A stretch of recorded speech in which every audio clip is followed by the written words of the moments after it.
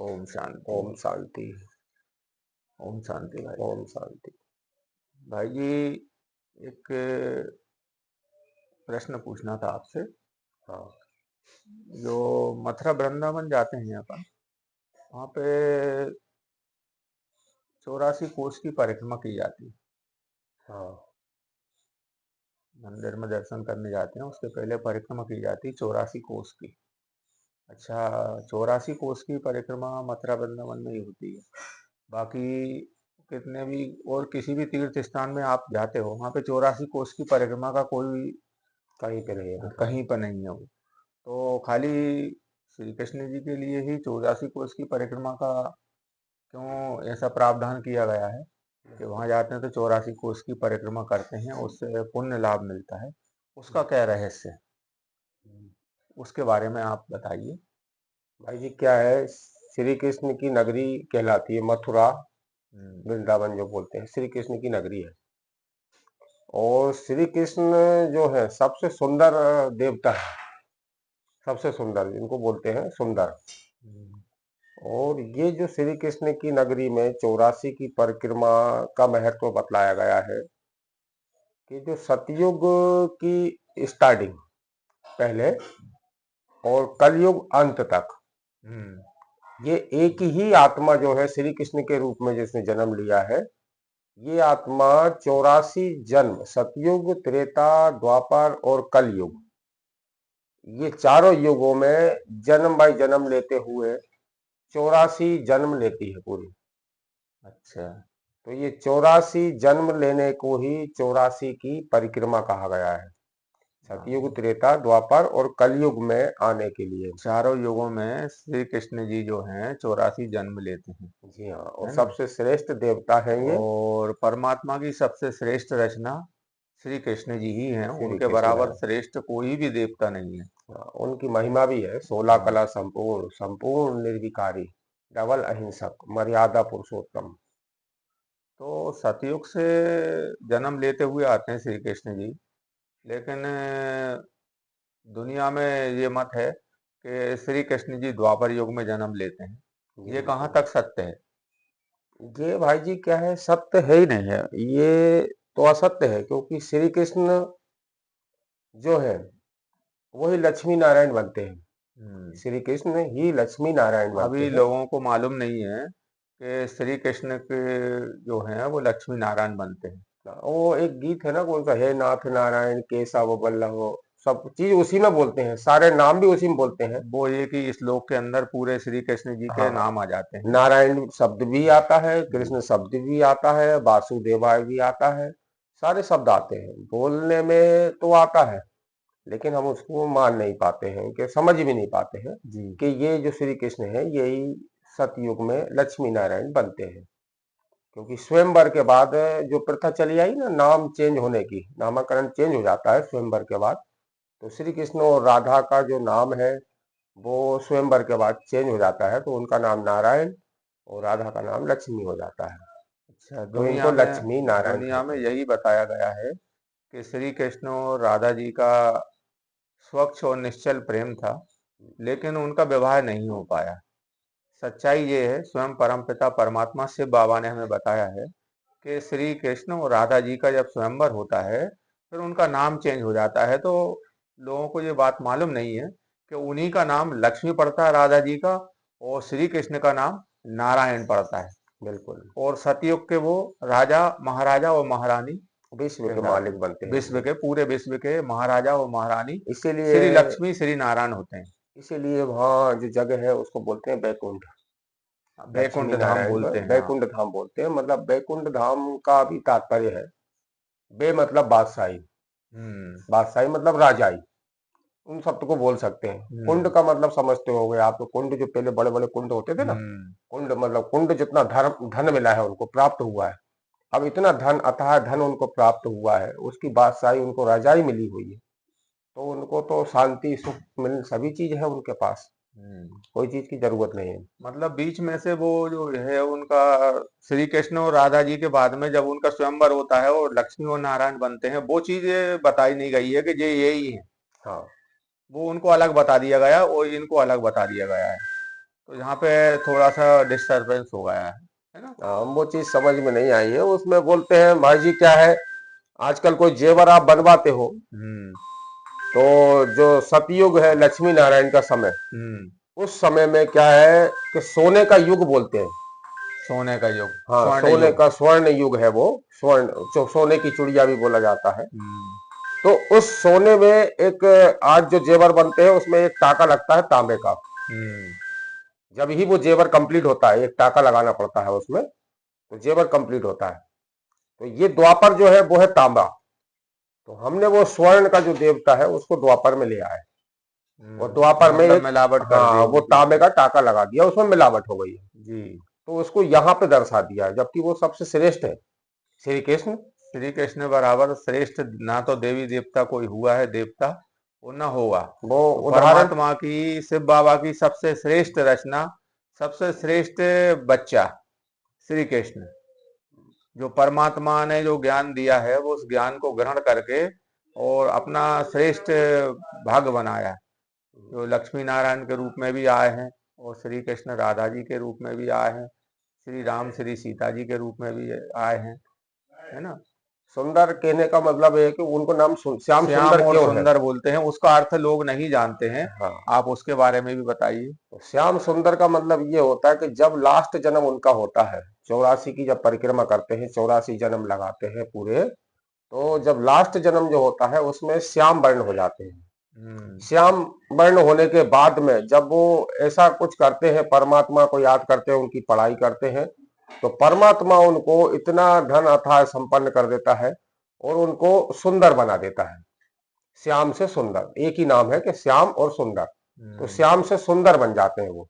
सुंदर का तात्पर्य सबसे सुंदर क्यों है वो, आपने कभी जैसे शोरूम वगैरह आप देखते हैं ना, साधारण उदाहरण के रूप में समझने के लिए, हम्म। शोरूम पे एक गाड़ी नई खड़ी हुई है, और उस शोरूम से गाड़ी आप खरीद के ले आते हो जाते हो, कुछ समय आपने उसको चला लिया, अब वो नई नहीं कहलाएगी, शोरूम पे नहीं कहलाएगी, थोड़ी सी पुरानी हो ही थोड़ी सी जाएगी। पुरानी हो गई वो, एक 3/4 पुरानी हो गई है। हम्म।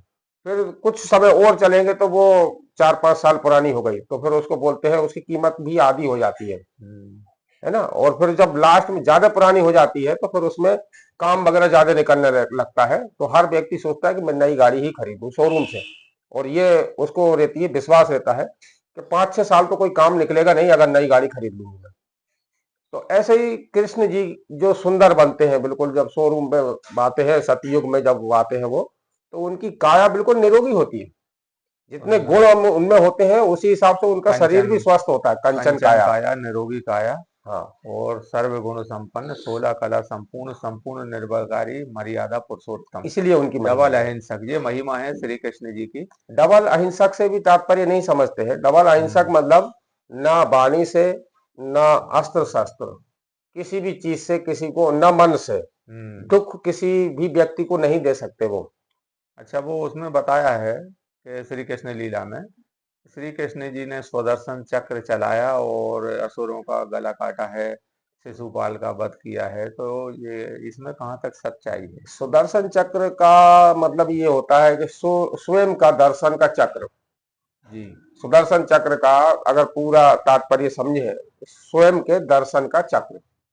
इसीलिए श्री कृष्ण ने ही स्वयं का दर्शन किया, स्वयं के दर्शन को जाना कि मेरे 84 जन्म हुए हैं पूरे चारों युगों में।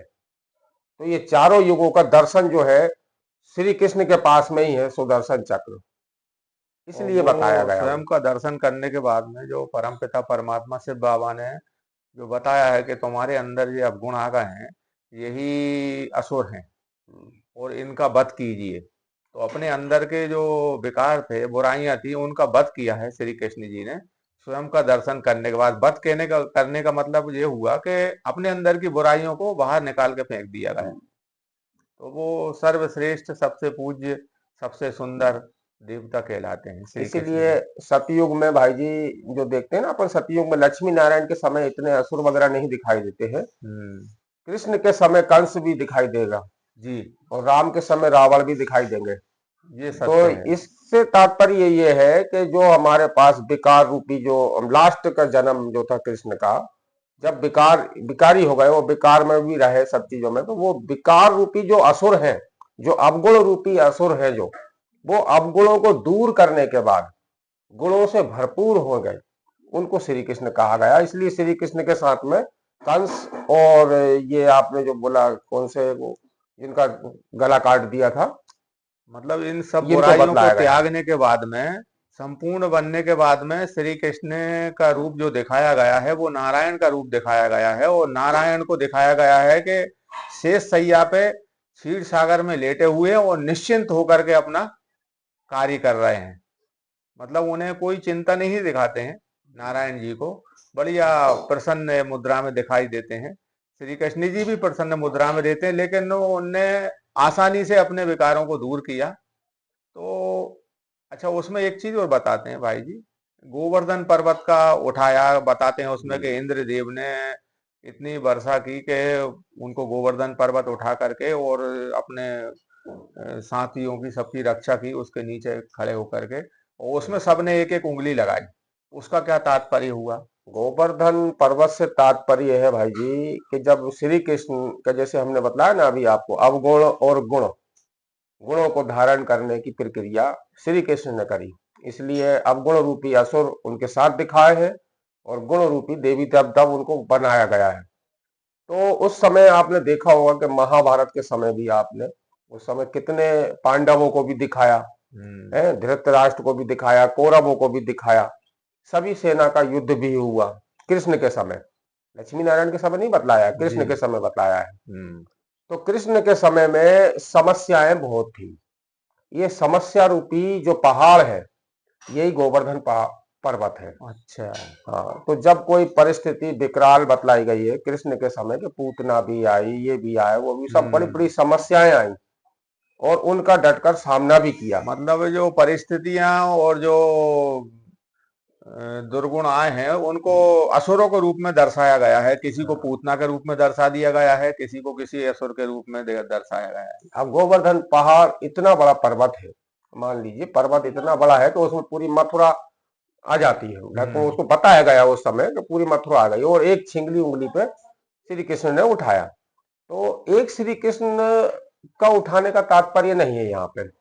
यहाँ पे क्या है, जितने भी वहां पे थे, जैसे पांडव भी थे, कौरव भी थे, इन सब ने मिलकर के वो परिस्थितियों को लड़ना सिखाया। श्री कृष्ण सामना ने, किया। हाँ। श्री कृष्ण ने लड़ना सिखाया कि आपको सबको सहयोग अगर करेंगे तो हम बड़ी सी बड़ी परिस्थिति को रुई समझ लेंगे, एक हल्का समझ करके उसको एक छिंगली उंगली पे भी उठा सकते हैं। मतलब कृष्ण जी ने उसमें एक ज्ञान दिया है गोवर्धन पर्वत उठाने में, कि जिस प्रकार से एक लकड़ी होती है उसको कोई भी तोड़ सकता है, और उसी 10-15 लकड़ियां इकट्ठी करके उसका गट्ठर बना दिया जाए तो उसको कोई नहीं तोड़ सकता। तो कितनी विकराल परिस्थिति आ जाए, अगर सब मिलकर उसके सहयोग करें तो कितनी ही बड़ी परिस्थिति आ जाए उसका भी सामना कर सकते हैं। हाँ, परिस्थिति को जितना भी आप बार बार वर्णन करोगे वो उतनी बड़ी होती जाएगी, और अगर उसको आप सोच लो कि मेरे आगे कोई परिस्थिति है ही नहीं, ये तो छोटी सी चीज है, अभी समाप्त हो जाएगी, तो वो इतनी छोटी हो जाएगी कि रुई के समान लगेगी आपको।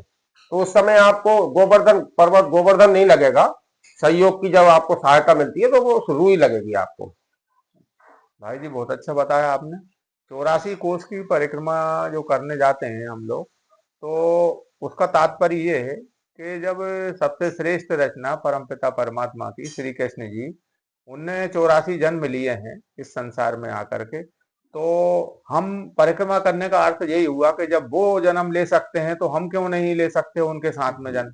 हम भी पूरे 84 जन्म लें और श्री कृष्ण जी के साथ में आए, और श्री कृष्ण जी कलयुग आखिरी तक रहते हैं तो उनके साथ हम जाएं, पूरे 84 जन्म हम भी लें। और ये थोड़ा सा गलत डाल दिया लोगों ने, धारणा है जैसे जैसे पुराने होते गए समझते गए तो उन्होंने 84 जन्म को 84 लाख जन्म के दिए। हाँ, वो गलत बता तो दिया। उसको बोला गया है लख, यानी देखना होता है 84 लाख, उसको लाख कर दिया। हाँ, देख अपने 84 लाख, तो उसको लाख बता दिया गया मतलब वहां पे। वो तात्पर्य ये था कि जो आपने जो 84 जन्म लिए हैं उनका, उनको देखो आप कि आप पहले कितने श्रेष्ठ थे और धीरे धीरे करके नीचे गिरते चले आए हो। उनको देखोगे तो आपको जिज्ञासा बढ़ेगी और उमंग उत्साह बढ़ेगा कि हम इतने श्रेष्ठ थे एक समय, और आज कैसे हो गए हैं तो अपने आप में सुधार करने की कोशिश भी करेंगे। तो वो था तात्पर्य कि 84 लाख। मथुरा वृंदावन में भी बोलते हैं, तो उसमें अगर 84 लाख योनिया का आप मानते हो तो उसमें ये भी दर्शा सकते हो कि 84 लाख कोस की परिक्रमा। वहां ये नहीं दर्शाया गया, वहां पे 84 की परिक्रमा ही कहते हैं। भाई जी वो बहुत अच्छा समझाया। बताया आपने। और लोगों को अभी ज्ञान नहीं है इस चीज का कि 84 कोस की परिक्रमा क्यों की जाती है। श्री कृष्ण जी ने किस प्रकार से 84 जन्म लिए हैं। श्री कृष्ण जी को श्याम और सुंदर क्यों कहा जाता है। श्री कृष्ण जी ने गोवर्धन पर्वत कौन सा उठाया है। श्री कृष्ण जी ने स्वदर्शन चक्र किस तरीके का फिराया है। स्वदर्शन चक्र का तात्पर्य क्या होता है। और श्री कृष्ण जी और नारायण में क्या संबंध है, ये लोग नहीं जानते थे। आप आपने शिव बाबा की मुरलियों के द्वारा ज्ञान मिला है, आपने उसके द्वारा हमें सूचना दी, बताया हमें। परमात्मा ये सब ज्ञान दे रहा है और देता भी रहेगा और देता है हमको ये ज्ञान। परमात्मा ही बता सकता है ये ज्ञान 84 का, बाकी कोई सामान्य मनुष्य नहीं बता सकते हैं। आपने एक